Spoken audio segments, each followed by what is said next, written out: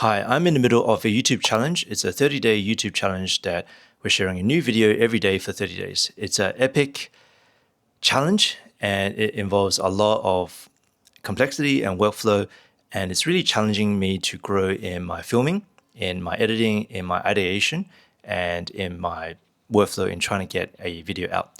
I could have held the bar pretty low and just talked to the camera for 60 seconds and just see how it goes and just improve my camera confidence. That is also already a very important skill to develop, but I decided to try to do slightly more elaborate videos that I am sharing. In fact, you can look through the past 16, 17 or so videos to see the types of videos that I've done. I've done videos which have featured a church that I have completed as an architect. It was in Asquith. I've done a few cafe design breakdowns. I've done a few videos of a trip in Wollongong, and I've done a few other random videos, including on YouTube growth. Now, I really like YouTube as opposed to, say, Instagram, because I find that, well, particularly long form, YouTube is, I'm able to express ideas through some length and be able to go through a whole process of going through the design idea, the implication, what it means. And you can't really do that in an Instagram video or Instagram still. I also like YouTube because YouTube is the world's second best or second biggest search engine. And everything we're doing, I have a past background in SEO, which is search engine optimization. You can include keywords in your content so that they can be searchable, and they can be searchable in the long run. And all the content builds together like compound or a content that can be seen over time. And it can basically compound and increase. I like the fact that YouTube is the world's second biggest search engine. And because I have an interest and some expertise in search engine optimization, I can do keyword research and understand the keywords competitiveness and the quantity of search for any particular keyword from anywhere in the world. And then I can create content for that keyword. And you can do that in YouTube. And YouTube also allows outbound links, which means that you can create content and then try to divert that traffic to a particular website or a particular form or anywhere you'd want it to go to lead someone to a particular action. And you can't do that in Instagram or some of the other platforms. Another thing that I like about YouTube is that it's quite an even playing field. Every video performs on its own. It doesn't really matter how many subscribers you have. What matters is how good the video is, how good the retention is, which is how many people keep on watching for the first 20, 30 seconds. And if it performs certain challenges or if it performs certain milestones for YouTube, then they spread out the net wider and release the video to more people to watch it. And a new video from a new creator can perform just as well as from an established creator. And so I find that the algorithm is fairly good in that way. Another reason that I like YouTube over, say, Instagram is that Instagram, you can create content and you can have a very light level of engagement. Someone that views an Instagram post is very short and very small length of time viewing the content, whereas 100 Instagram posts could equal one 10-minute long YouTube video. But the 10-minute video would have a lot higher level of engagement, and you get to connect with the audience or in the design topic a lot better. Also in Instagram, once you create the content, after about a day or two, no one will ever see it. It just gets delved into the archives, and there's no way that for the algorithm to let people to see that content later on. Whereas YouTube, it can pick up any content based on trends or based on the algorithm over time. And I find that some videos, even after 14 days, I'm still getting views. And in fact, many people have had videos that actually pick up in views after months of inaction.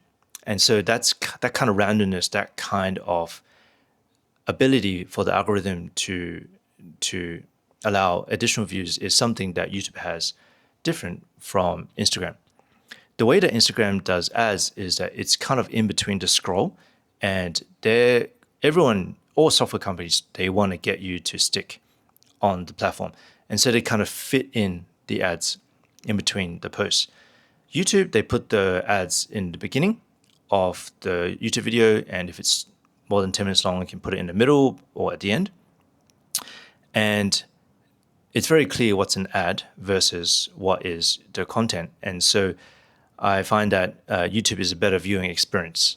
At least I can kind of divert my attention away when the ad is up, and then I can focus on the content. Whereas Instagram, they have to put the ad right in your face. Now, a question is, why is YouTube good for designers, creatives, or architects?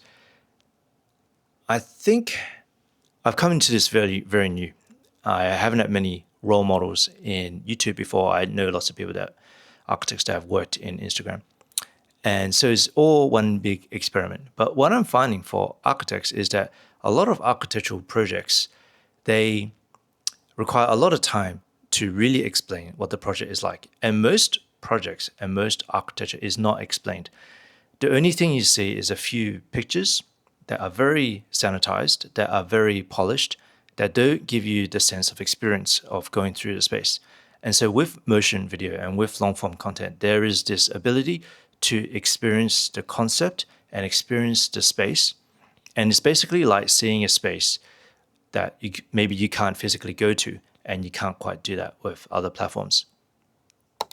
I find that with the long form, you can also explain the idea and the process behind the project. You can go through the rough edges. You can go through the interactions that you had with the client or with the builder.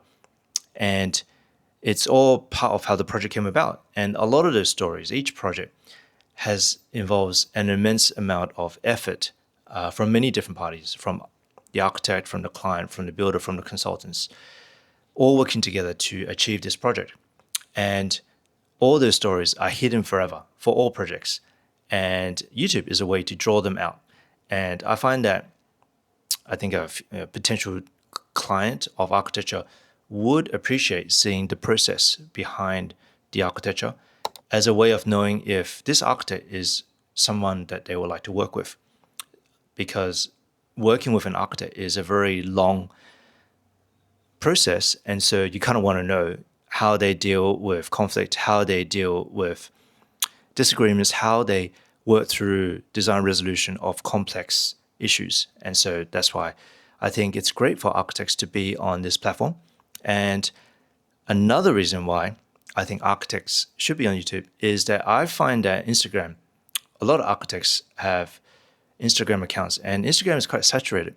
And it's really hard to differentiate between architects on Instagram. It's almost like who's got the best rendering or who's got the best toilet or best kitchen. And it's really hard to see the difference. Whereas on YouTube, I think the playing field is it's a lot harder to actually create the content because it's long form. It requires a longer process of ideation, of filming, of editing, of packaging. Is a lot more involved, a lot harder to get an audience. But once it's established, you can basically have a lot less competition, I find. I looked up the top 50 Australian architects, and only about 12 had a YouTube channel. And even this measly little personal channel on architecture is probably the second or third biggest, compared to Australian architects, the second or biggest in Australia. So it's not much competition. And if any architect out there is interested in developing their skills or developing a channel, can reach out to me. I could probably help you along the way. Otherwise, there are many other experience channels or YouTube growth channels to look at. So I hope you enjoyed this video, and please like and subscribe. I'd really appreciate. And let me know what kind of videos you'd like me to create going forward. So thanks. Bye.